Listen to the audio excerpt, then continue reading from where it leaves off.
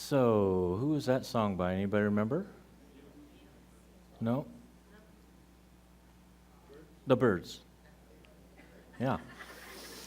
And you want to guess approximately the date, the year?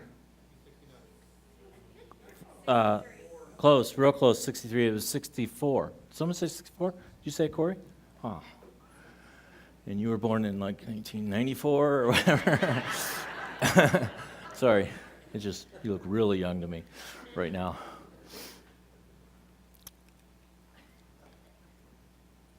From the book of Ecclesiastes, it was chapter 3. And it made the Billboard, top song for that year. Key word here, though, is season. And in verse 2 is where it lists all those things that happen in life, like vertigo, and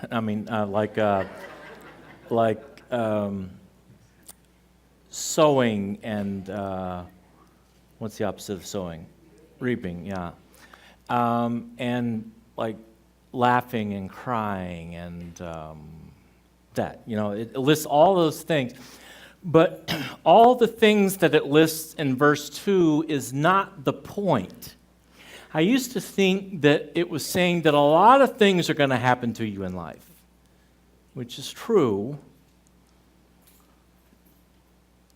But it is not saying that life is an endless list of things or happenings. It is saying that life happens in seasons. And that's the key point. And by the way, the Purpose-Driven Life book that maybe some of you are reading along with, the last day of that week talks about this verse, and the purpose that it's talking about is that all of us are created, among other reasons. One of the purposes is that God wants us to become more like Christ. Not that we're going to be Christ, but that we become more and more like His nature. And it is saying that all of the seasons that we go through in life are meant to teach us how to be more like Him. To every season, to everything, and all those things are listed in verse 2, basically. To everything, there's a season and a time to every purpose under heaven. So let's talk today about seasons. I'm in a season of life, and so are you, right now. Now, one of the things that there are interesting studies about the changes that the invention of electricity made on how people do life. Obviously, we can think of many of those things, but some of the more interesting studies say that there is a natural season or pattern or rhythm of each day, split up into light and darkness. And that the creation or the invention of electricity kind of messed with that. That all of nature for thousands of years woke people up with light. That when it was light time out, it was like nature was saying, it's time to get up. And then when it got dark, nature was saying, it's time to go to sleep. And there is, even in light and day, every day, a natural rhythm, seasons in life. So when electricity was invented, that kind of messed with that whole rhythm and seasons, where now when we normally would want to go to sleep, now we still stay up, and there's now a nightlife, and now like employers realized that it was less expensive for them to hire people for second and third shifts than it was to pay people overtime. And so now we work when we used to sleep, and now we sleep when we used to work. And this is not a commentary on sleeping and working and all of that. It's more just to say that as life has gone on, we have become less and less dependent on the seasonal changes and less observant about how things change in life.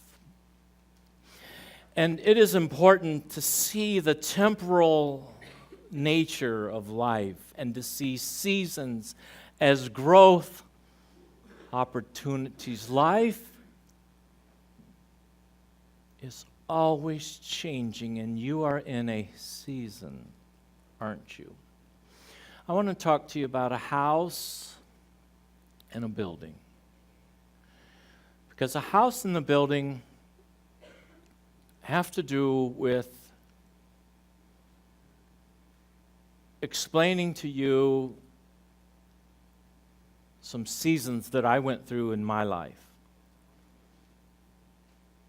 The house. It was a house in Indianapolis that we owned for over 20 years that we just recently sold. We've had it this whole time because when we moved here, it was difficult to sell it in a hurry. The market was bad then, and so we rented it to some people that I know. And I can remember the week that we moved here when the movers packed up the house and when they were all outside and I was the only one left inside. No boxes, no furniture. I went from room to room and had to breathe deeply to fight the tears and the emotion. Because I was thinking about every room and the season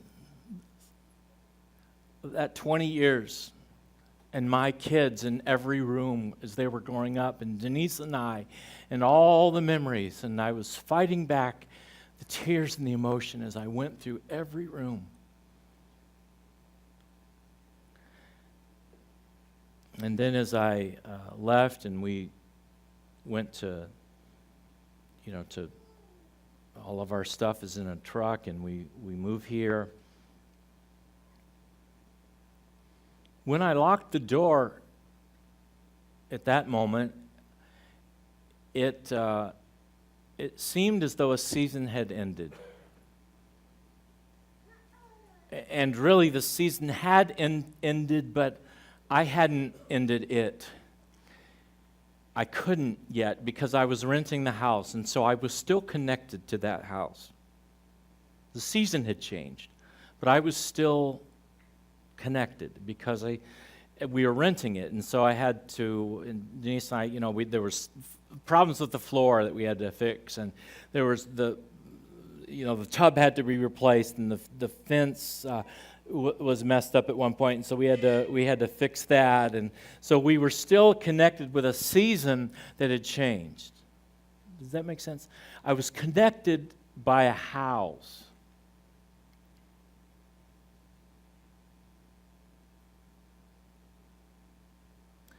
And then there was a building. The building was a church building. I'd been the pastor there for over 20 years of really wonderful times, wonderful ministry for over 20 years there in Indianapolis. And part of ministry generally involves a building. And we had built a building toward the latter years of while I was there. But part of that led me into working way too much and burning out. Now, I've told you that in different ways several times, but I'm going to keep telling you that from time to time because it is a part of who I am. This burnout experience and the things that I learned during the burnout. But all of the negative things that happened with the burnout, and there were also some relational issues with some people that I had known since I was a child that that had betrayed me. And so there's this combination of negative feelings that had to do with the burnout and the relational struggles. And it really didn't have to do with the building, but the building, somehow in our mind, we find something or someone or a situation to attach it to, if that makes sense. So the building was part of what I attached the negative to. Now, I've been here for 3 years, but still connected to a building. The emotions. Even though I'd forgiven and worked that stuff out, and with some, the individual that, particularly that caused the pain, and the burnout, God has, helped me through that. Still, the emotions and the feelings were still connected somehow to a building, to the extent, and this will sound weird to some of you, and others of you will say, I know exactly how you feel. To the extent that in all the times that I've been back to Indianapolis, I couldn't drive past the building. Oh, I could have, but I didn't want to. It wasn't the building. It wasn't the bricks. It was the association with the hurt and the burnout that I went through. Somehow became attached, to something physical. And so, as childish as that sounds, I would just not drive past the building. That's okay. We love kids. It's totally fine. In fact, really, it's no problem. Doesn't bother me at all. It's funny. So, all right. God doesn't let us just live in unhealth indefinitely without trying, at least, to. So, in July of, just a few months ago in July, on the 31st, we closed on that house. So on the 30th, I had gone over and made sure the renters were okay and that they had got out of the house. And then I once again did a walkthrough of the house, and this time it wasn't near as bad because I've already kind of went through that, but still I felt stuff. And then when I locked the door for that last time, somehow the ritual of locking that door and walking out to my car and driving down the street did it. I was done.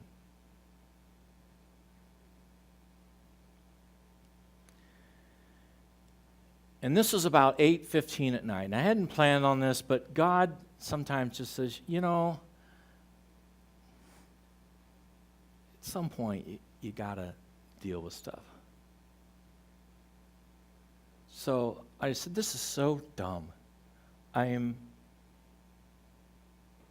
am less than 15 minutes away from the building. Just go over there. So I drove over to the building at 8:15, 8:30 at night. And nobody was there. And it just lit by the parking lot lights in the building itself. And I just sat there. And I looked at it. And I had thoughts of leadership thoughts, like I'm glad we built this room this way, because even though it cost a little bit more at the time, it just added so much more for this building. And I'm glad we shaped it this way. And I'm glad the cross is facing this way on top of the building. And I wish that we'd have put the retention pond a little bit over there, leadership thoughts.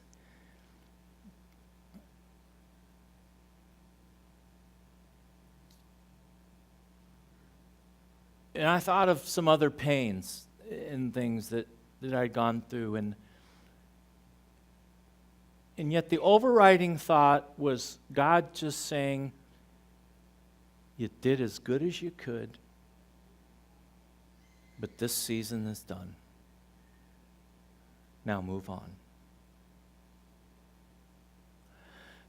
And somehow the ritual of sitting in front of that building for a half an hour and not saying anything, but almost numb-like, did it after 3 years. And when I drove out of that parking lot, I haven't thought of it again.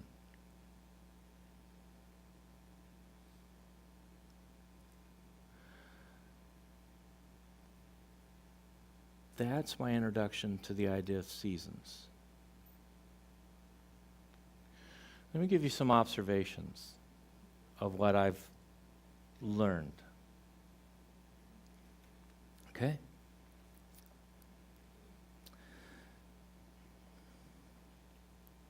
Seasons can't be rushed or stopped. When Ecclesiastes 3:1 is talking about seasons, it's not just pointing out something interesting in life. It is saying, understand that there are seasons, and there's a purpose to seasons. And so if you try to rush through a season because you hate the season that you're in, and you try to rush out of it and act like you're not in it because it's painful, it'll cause another kind of pain. You have to experience the season that you're in because it's somehow part of this growth experience that God is allowing you to have.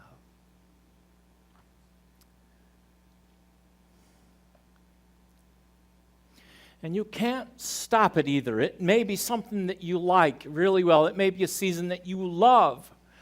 And so you want to hang on to it with dear life, and seasons change, and there's another season that life has you in, but you're stuck a year or two back. And what happens, and this is kind of what happened to me, is that a season that should have ended, I didn't let it end.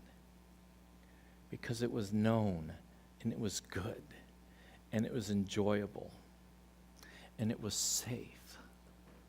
So I didn't want it to end, and I tried to live in it longer than I should have, and didn't listen to what was going on.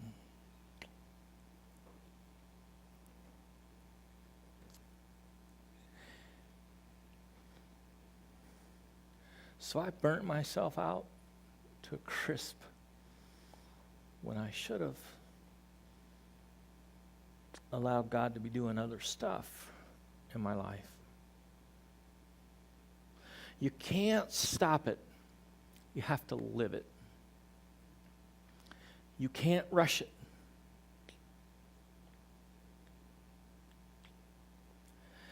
So seasons have to end so that something new can begin. This is a wonderful thought that I never knew before.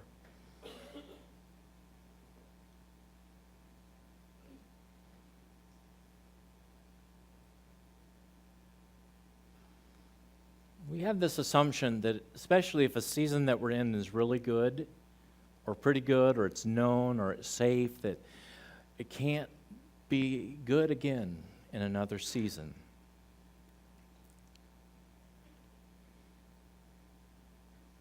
I wouldn't have met any of you.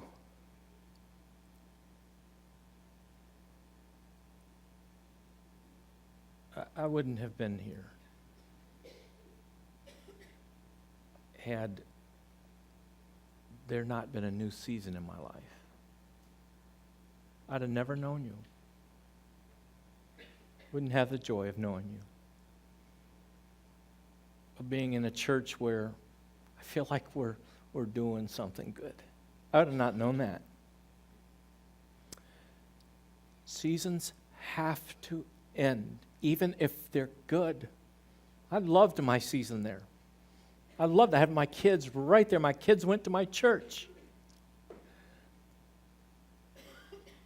My parents went to my church. Who wants that to end? for something good to happen in the future, seasons have to end.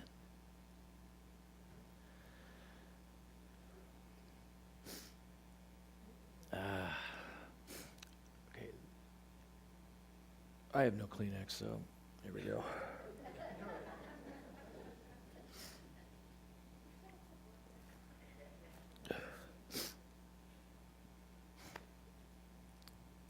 There is this interesting 2 or 3 or 4 verses in the Bible just after Jesus rises from the dead. This wonderful moment. Everybody's excited that knows Jesus, and Mary's the first one there. So of course Mary hugs him, grabs hold of him. Jesus,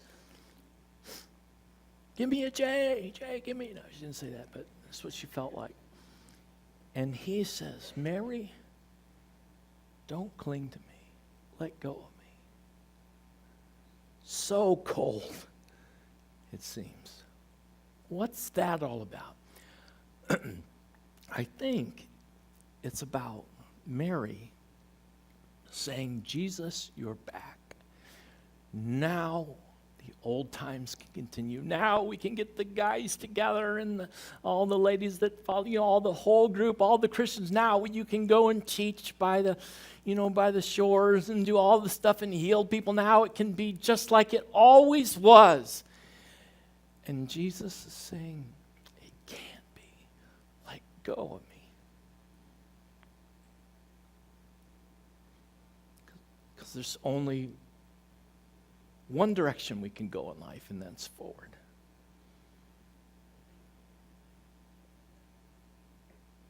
And we can't go back. And all the things that I want to do in your life can't happen if we can't go on. So as cold as it came off, I think that's what Jesus was saying. Let go of me now, because we can't go back to the way things used to be. New seasons often involve loss.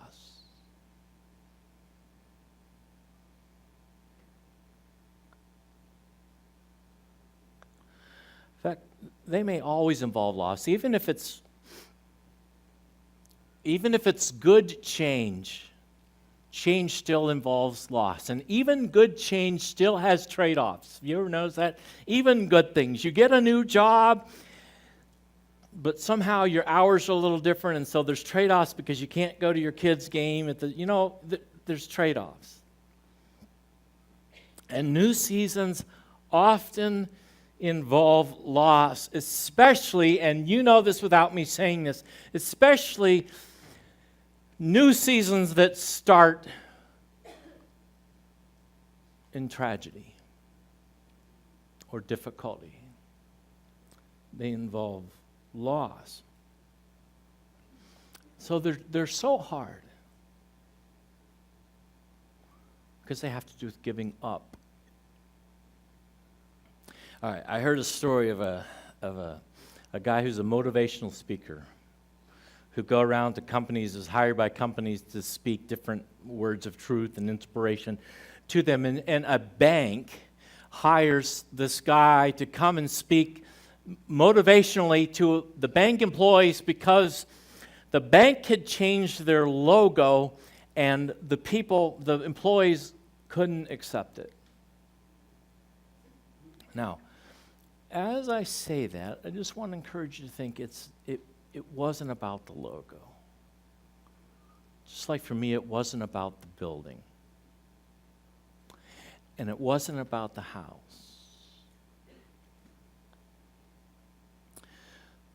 But there was this new logo that the employees could not accept. Why? Because it was the last straw to them. This bank had been suffering for many years because they weren't reaching out to the clientele they should anymore, and it was really a dying bank because they weren't offering services that people of today or interested in. They weren't offering it in the right ways. And so there were many changes that had to happen, and this new logo seemed to be the last straw for some of the employees, and so they said, we just cannot take it.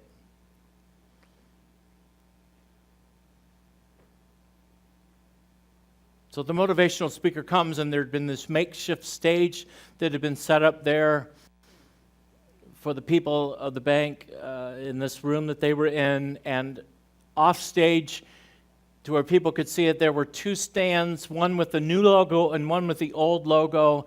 And the speaker brought the old logo onto the stage and put it center stage where it could be properly lit, and he said, now I want all of you who want to just come up and share your feelings about this logo. And so one by one, the employees came up and they began to share heartfelt stories about, it might have started about the logo, but it was about seasons past that the logo represented to them. It was about good times spent with employees, and it was about good seasons and family and just fun that they had in the bank and the way things used to be, and they were good things. And all of them shared that wanted to until they were all shared out. And then the speaker took that logo off stage and set it into a corner where it could be lit well and still seen. And then he brought the new logo on the stage and said, now this is the new logo. And he left. And he wondered if he had done okay. And the manager later on said, oh man, did that help? That was wonderful. Our people now, they don't have a problem with the new logo.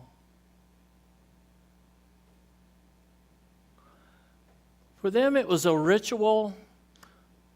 And when I mean ritual, I don't mean trivial. I mean an action of doing something literal that recognized the past and the beauty of the past and the joy of the past and the good of the past and still kept it alive to some extent in the present, but not to the extent where it keeps you from going on. It was a ritual that recognized the past as something good, but it moved on. It left that ritual or that object where it needed to be, and then they lived on. Sort of like a guy locking up the door for the last time and going on, and sort of like a guy spending a half an hour in front of a church building and thinking through it and moving on.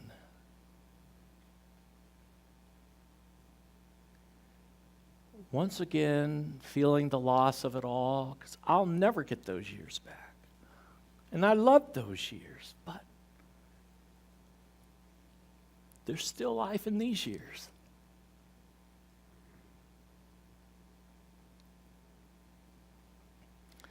So, another observation is to appreciate the current season that you're in. Because sometimes we get so fixed on, won't it be great when we get into that season? Or, I wish so much things were the way they used to be. And we live back there, and we don't appreciate the good of today. When Scripture says that every day has a reason to rejoice in it. This is the day that the Lord has made. Let us rejoice and be glad in it. That is saying that every day in every season, even if this season isn't as good as the last, every day has reason to rejoice in it and has some good in it that we can focus on. There's good in this season.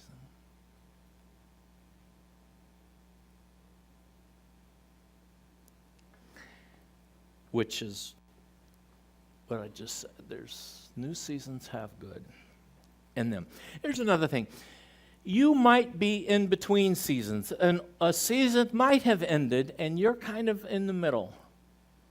And you're wondering, what's what is the next season? That's okay.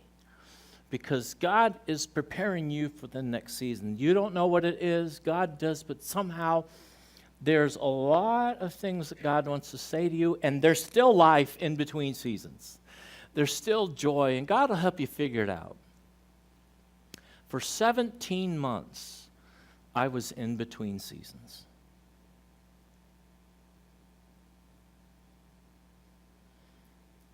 Oh, God, where are you? Oh, God, this is awful. Oh, God, I hate this so much. And little did I know, God was timing. Needed to prepare me, because if this church had opened up in month 2, I wouldn't have been ready. Not that you're ever totally ready, but I wouldn't have really not been ready. Okay? So this church came along like around month 16.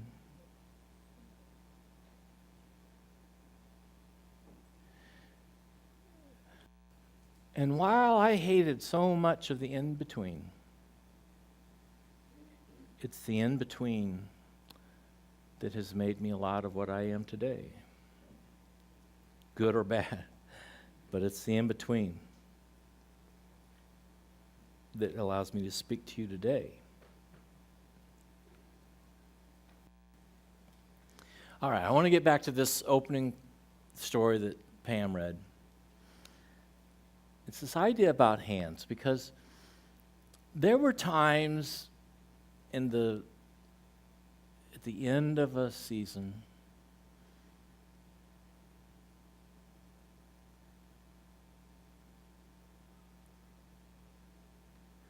where it seemed like the hands that actually were doing me good, it seemed like they were killing me. Does that make sense? God's hands seemed like they were killing me.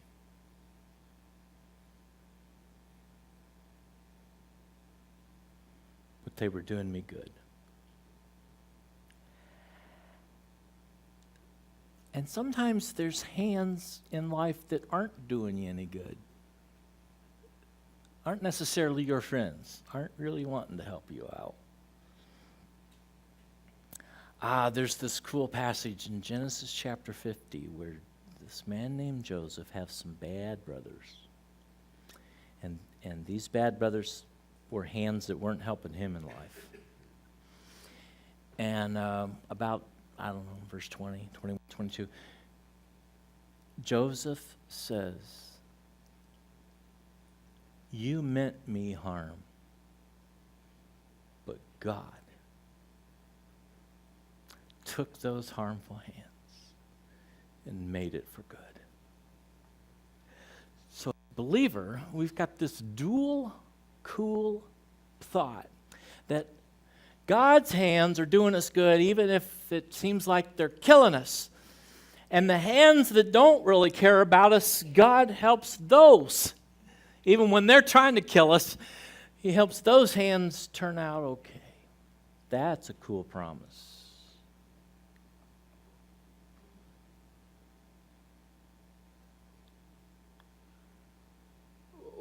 What I want to focus on just for a second now is that I want you to remember, no matter what season you're in, God puts hands in our life, good hands, helping hands. And one thing I just want you to think about is you are sitting in a room full of helping hands, and you may not know people yet. I want to encourage you to get to know people, because these are people that God has divinely placed in your life to be helping hands, regardless of what season you're in. You may not have any clue who they are, but try to get to know one another. Try to hang out a little longer and talk. Try to invite people out to lunch or whatever it takes. I know it'll be awkward, but just say, "Pastor said something about helping hands, and he had vertigo on that. Put it all on me. Put it all on me." Like he was out of his mind or something, but I'm going to try it. But there are helping hands all around you, and it's divinely placed. God has divinely placed people in your life. You might think that you're here just because this is where, I don't know, in my last church, we had a lady that she ran out of gas in our parking lot. And that's where she ended up going to church. So she might thought that I go to your church because I ran out of gas in your parking lot. But I say no, and she ended up saying this too, no, God wanted me to run out of gas in your parking lot so that I could meet this people who are to be in my life as helping hands. So you might think that you're here for whatever reason, but it's because God has put people of all ages, younger and older, in this church, in this environment, in your life to be helping hands. And then the last thing is, I'll just say, there are hands, there are divine hands of Jesus that want to help you. And your emotions may have convinced you they're trying to kill you, but they're not.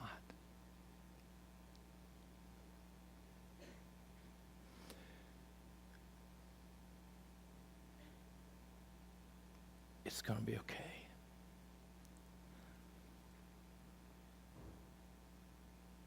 Even though it doesn't feel like it today. There are helping hands.